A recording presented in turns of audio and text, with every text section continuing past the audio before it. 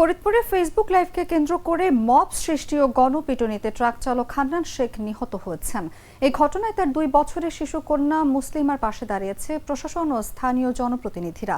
মঙ্গলবার বোয়ালমারী উপজেলা নির্বাহী কর্মকর্তা এস.এম. রকিবুল হাসান সাতুইর গ্রামে গিয়ে শিশুটির খোঁজ খবর নেন।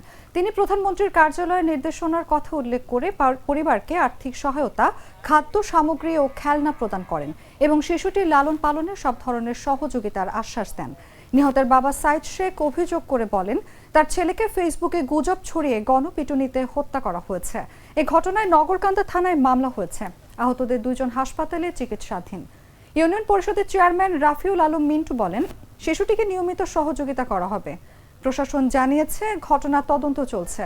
পুলিশ ও স্থানীয়রা জানান, শুক্রবার রাত 8:30টার দিকে নগরকান্দার তালমা ইউনিয়নের বিলনালিয়া এলাকায় বেপরোয়া ট্রাকের ধাক্কায় পথচারী আহত হন।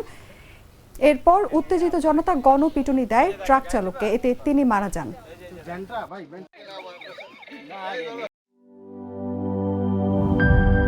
সব সমস্যার সমাধান হবে এই সস্তা কেবল বদলে বিজলি কেবলস লাগালে। বিজলি কেবল, নিরাপদ আজীবন।